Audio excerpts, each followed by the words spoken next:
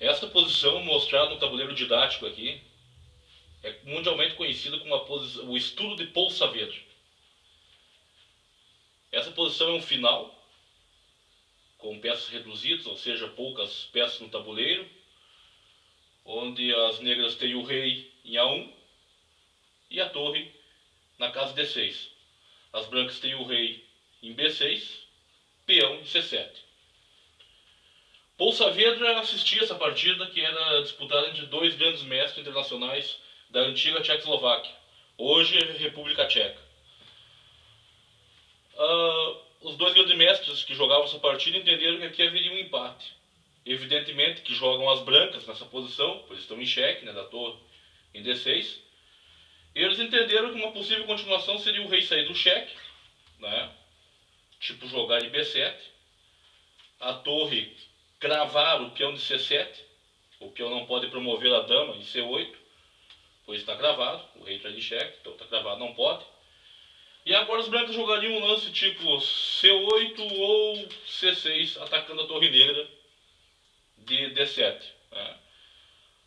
Vamos supor que tivesse jogado rei C6, torre toma peão de C7, cheque no rei, rei toma torre, rei contra rei, empate.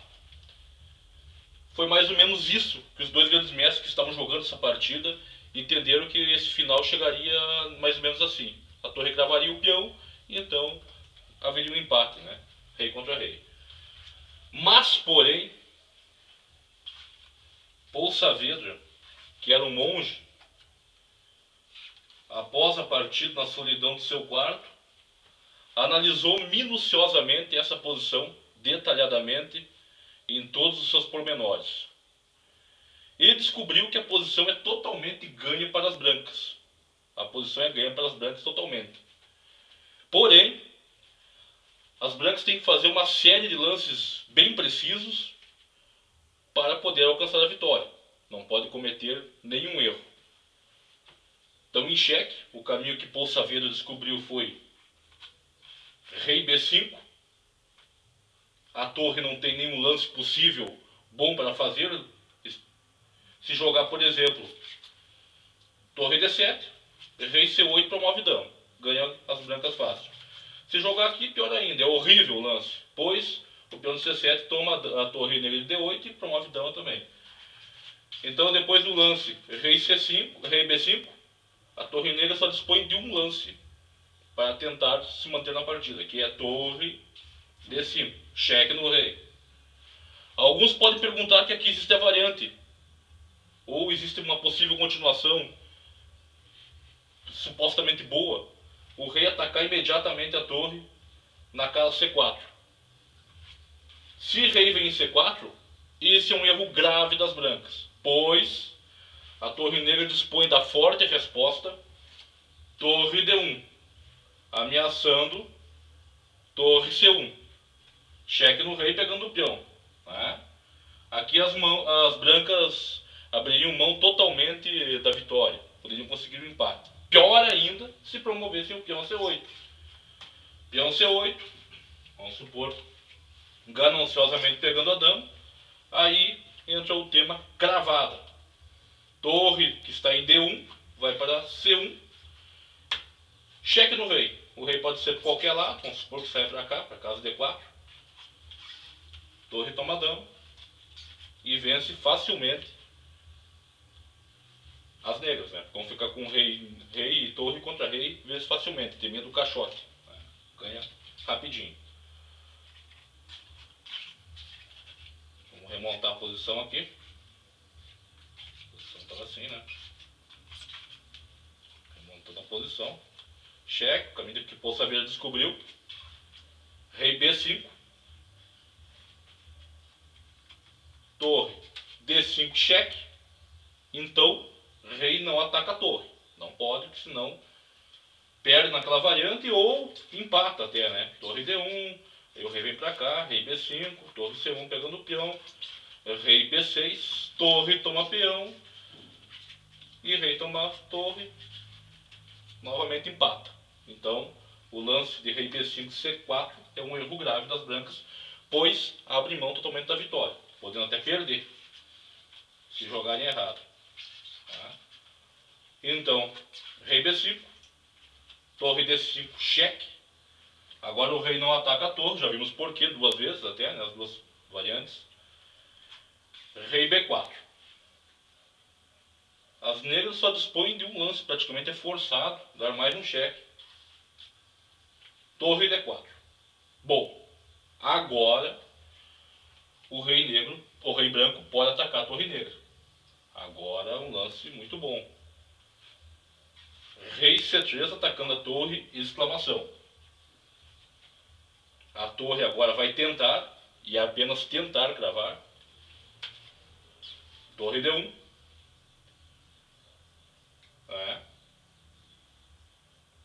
Só que o rei branco vem a C2. Agora, evidentemente, se a torre vem em C1, o rei branco toma a torre. E a torre não pode ir lá, não pode ir lugar nenhum. Aparentemente, estaria perdido já para as pretas aqui, sem muito brilho, sem muita coisa, né? Mas, as pretas ainda dispõem de uma forte resposta. Torre D4. Esse é o momento crítico da partida. Se agora as brancas se precipitam e jogam peão C8, promovendo dama, e então as negras simplesmente jogam torre C4, cheque. Cheque no rei, atacando a dama. Evidentemente, se o rei sair, a torre vai tomar a dama e novamente as brancas vão perder. Daí, por quê? Porque vai ficar rei negro e torre negra contra apenas o rei branco. Então, a única resposta que as brancas têm é dama toma torre, para não perder a partida, claro. E agora a partida está empatada. Por que empatada? Porque o rei negro está afogado. Tema do afogamento. O que é afogamento? O rei não está em xeque e não existe um lance possível, um lance legal para ele jogar. Ele não pode entrar automaticamente em xeque. Tipo jogar rei A2, ou rei B1, ou rei B2, não pode. Isso é uma regra que o xadrez não permite. A partida está automaticamente empatada. Então, voltando à posição. Estava assim.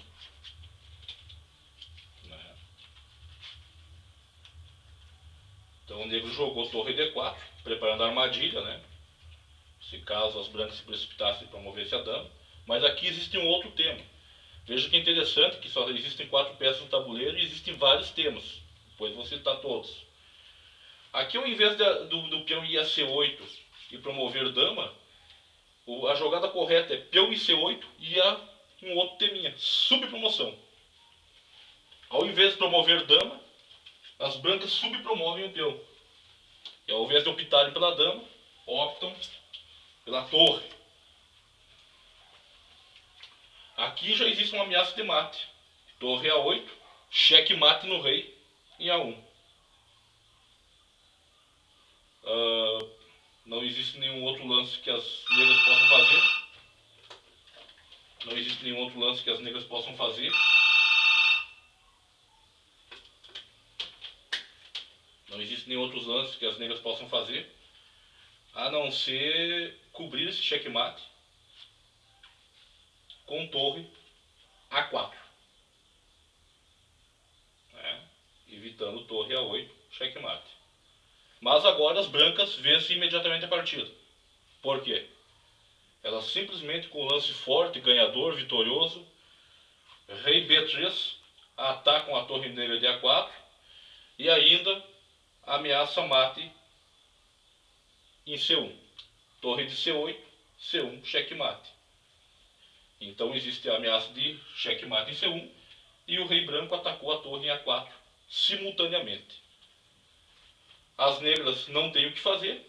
Qualquer outro lance leva um checkmate, né? Pode até levar mate em 2, jogar a torre em C4. O melhor lance para as negras seria rei B1.